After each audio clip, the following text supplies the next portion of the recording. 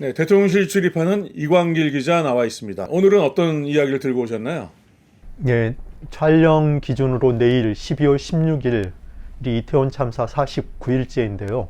네. 국회에서는 국정조사가, 이태원역에서는 유가족협의회와 시민대책회의가 주최하는 시민추모제가 열릴 예정입니다. 그런데 이태원 참사를 대하는 대통령실의 속내를 보여주는 새로운 사례가 있어서 소개하려 합니다. 네, 그동안 이 윤석열 정부가 저질러 놓은 놀랍지도 않은 것이 또 하나 추가되는 모양인데요. 예, 맞습니다.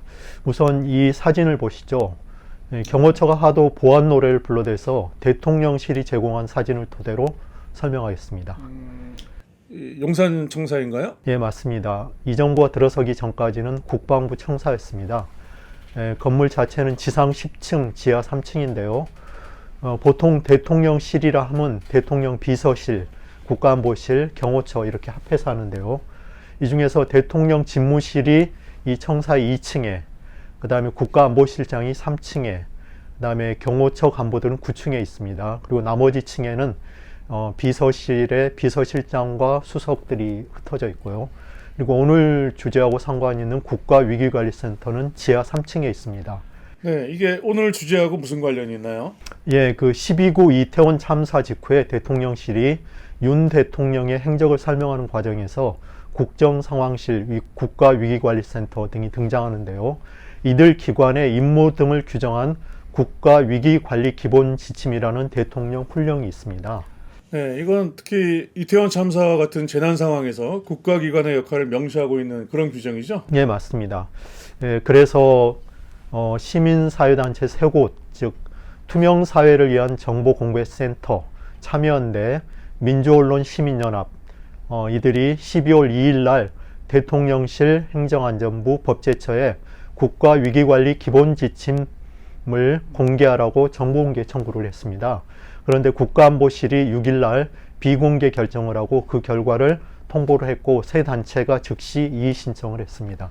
비공개 결정의 이유가 뭔가요? 예, 국가안보실은 공공기관의 정보공개에 관한 법률 제9조 제1항 2호, 3호, 5호를 들었습니다.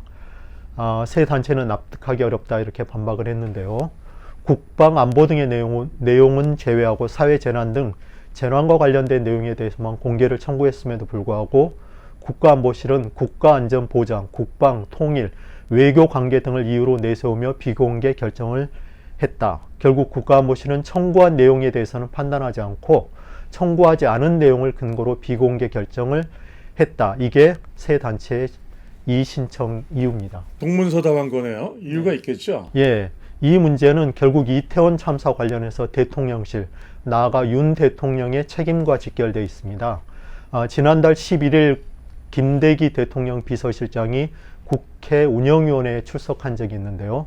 그때 재난컨트롤타워는 국정상황실이 아니라 중앙재난안전대책본부로 봐야 한다 이렇게 말한 것을 기억하시죠? 네, 2014년도 그 세월호 참사 때도 동일한 논란이 있었죠? 예, 맞습니다. 당시 김장수 국가안보실장이 청와대는 재난컨트롤타워가 아니다 이렇게 발뺌하다가 국민적 분노를 촉발했죠. 네, 아까 그 언급하신 세 단체의 이의 신청으로 돌아가서 주목할 만한 내용이 있으면 소개해 주시죠. 예, 세 단체가 지난 13일 배포한 보도자료의 일부인데요. 좀 길지만 그대로 읽겠습니다.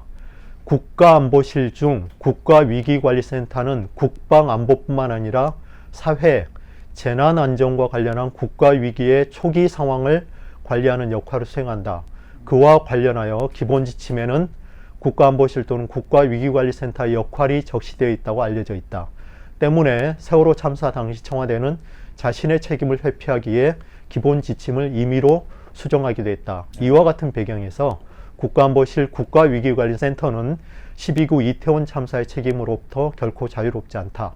재난관리와 관련한 국가의 책임을 확인할 수 있는 국가위기관리 기본지침의 비공개는 결국 참사에 대한 자신의 책임을 회피하는 행위에 불과하다.